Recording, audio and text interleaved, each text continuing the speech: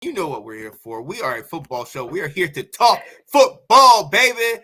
Yeah, and I got fans representing a lot of teams in the league. I got fans, representing the Pittsburgh Steelers. You see the background here. I got fans that represent that man, that bad man that they call him, Mr. Aaron Rodgers, and we will get into that in a little bit. But we have to start in Pittsburgh. We have to start in Pittsburgh because you know what? Everywhere I go in Washington, and you guys live in this area, there's almost more Pittsburgh stuff than there is Washington stuff. Now, I know we're not good, but come on, hometown. I need some love. What is this about, man? Stop taking over our area. Go to Pittsburgh. It's not Steelers Nation across the world, bro. I wouldn't say it's Steelers fans coming down. It's just there's less and less like Washington stuff about. Yeah. So now you notice the Steelers stuff more.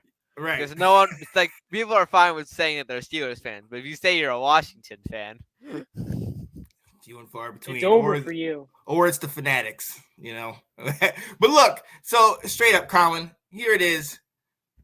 State of the Steelers. A lot of things have happened. You drafted a quarterback. You got a quarterback. Where are you? How do you feel about your guys? And what are your thoughts? I don't think the term rebuilding actually applies to the Steelers right now. I think they're just essentially reloading around a new quarterback. Mm-hmm. Because we definitely aren't tanking. We're not going to be like the absolute top tier of teams, but we're not going to be bad. We're still going to be a competitive team this year. We're going to get like between 8 to 10 wins, I think. And we're going to do some upsets because the Steelers always play to competition. We play up to good teams. We play down to bad teams. And because we were good last year, well, the standings say we were good. We're going to play more teams that were considered good. So I have hope there. I have hope in Kenny Pickett once he comes in like week 4, which is where I think he is going to be. I don't think he will be the week 1 starter. I think Mitch will be the week 1 starter, and he will either get hurt or the Steelers will pull him and put in Kenny Pickett. Oh, wow. So you don't even think Mitch is going to play the full 17? You think he's out? Really? I think if he isn't injured or pulled by week 4, he's definitely gone by the bye week. Wow. That is okay. All right. I can dig it. So I mean, like you said, they're reloading essentially. They're building around him. You worked on some problems on the O-line. You addressed some issues on the defense. We're going to talk about some of the moves you guys made. What is your outlook? Like, actually, I have it here. As a matter of fact, I have your schedule right here. You got the Bengals, Patriots, Browns, Jets, Bills, the Bucks, Miami, Eagles, the bye week, the Giants, the Bengals. Like, what are you thinking about that schedule? Like, honestly, you said 8-9 wins. Yeah, I don't feel too bad about it because besides, like, we played the Jets and the Dolphins this year, and we'll get to the Dolphins later in the show, I know, and I'll talk about why I think they're extremely overrated. We played the Jets, the Dolphins. We played the entirety of the NFC South, which is basically just 2 teams that are tanking, the New Orleans Saints, who are okay, and then the juggernaut that is the Buccaneers. And we play the teams we match up against otherwise. I think we match up pretty well against the Raiders. I think we could hold our own against the Raiders. We definitely match up well with the Eagles. We see the Ravens and the Browns every year, and no matter how good either of those teams are, they'll always be competitive games. Right. I think maybe this year, because we don't have the ghost of Ben Roethlisberger throwing, we might even take a game off the Bengals.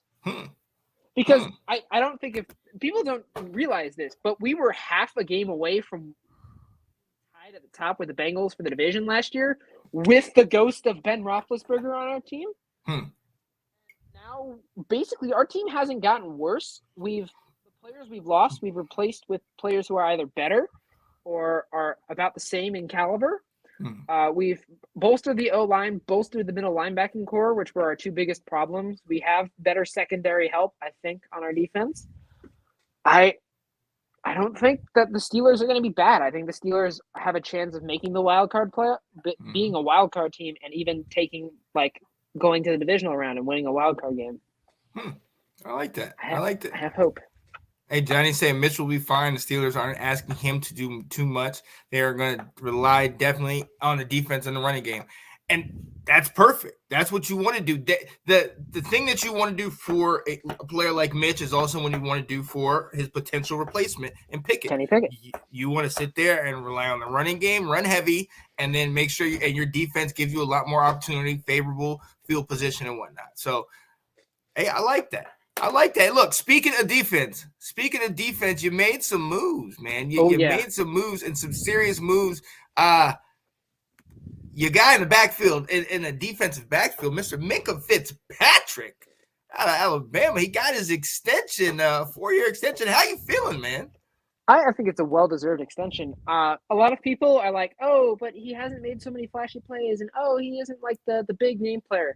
Well, yeah, but he's consistent in the back there. He consistently plays his position well, and he also has the clutch factor. He sent the Steelers. I don't know if anybody knows this, but he sent the Steelers to the playoffs last year with a clutch play. Because I was there in person at that Baltimore game, week 18. Oh, yeah.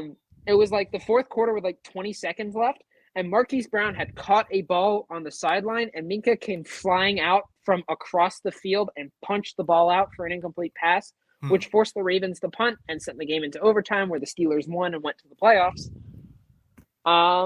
He has that clutch factor.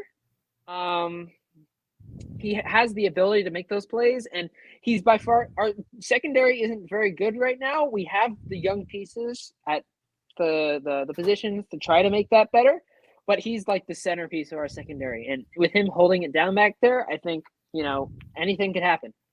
Yeah, I like that. Yeah, Asher's saying that she loves that move, and he was absolutely the reason y'all won that game. Mm-hmm. And according to Johnny, he said he went to Steelers camp. He said they're looking damn sharp. I like to say, okay. And it feels good, especially because we traded our first-round pick for Minkah, which some people weren't happy about. But it looks better way in hindsight because with that pick, Miami drafted that like Austin Johnson or Austin Jackson or something, the offensive tackle, who is looking like an absolute bust right now. So you got the better end of that one. We definitely got the better end of that one. I can dig that. I like that. Now, not everybody is happy in your camp. Certain people are dealing with issues with the contract. It's not Terry McLaurin. We're not going to talk about that yet. Hold off, please. Yes, let's go.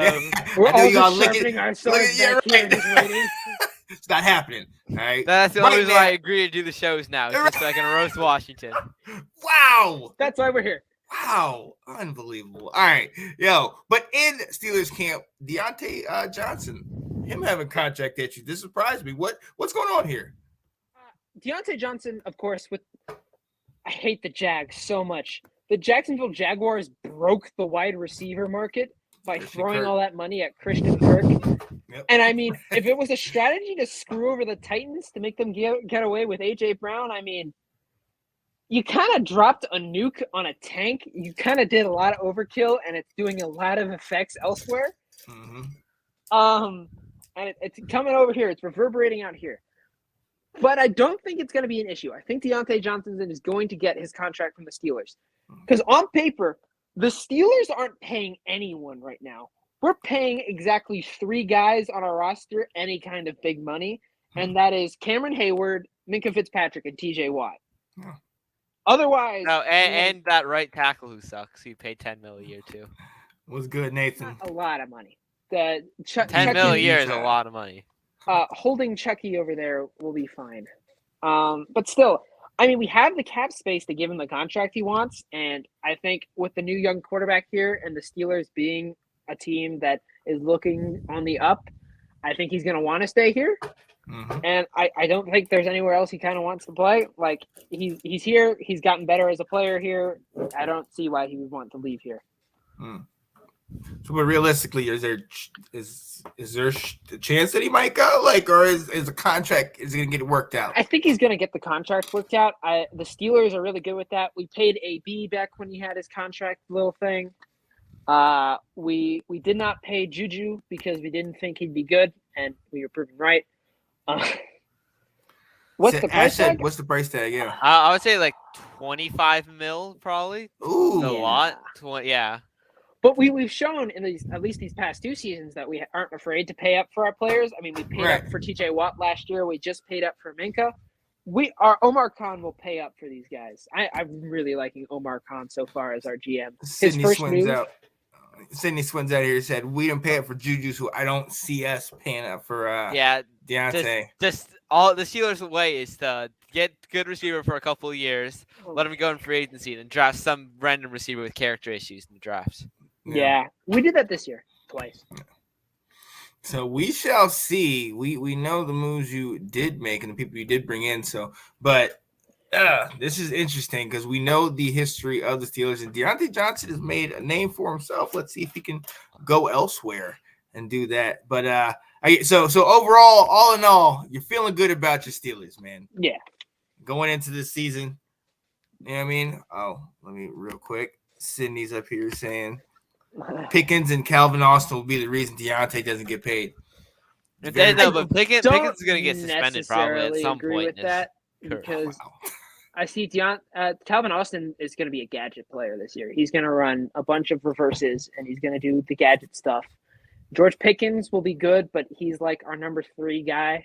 He's like our replacement for James Washington in that way. Pickens is also coming off an injury.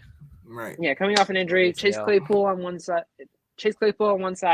I have faith in Deontay Johnson that he's going to get paid because I don't see the Steelers letting him go, and I don't see him wanting to leave. He even came out on Twitter and said that everybody was making a big fuss about him not going or him having a contract dispute. And he's like, I haven't said any of this, but you guys will do anything for a story. You put it out there, right? Yeah.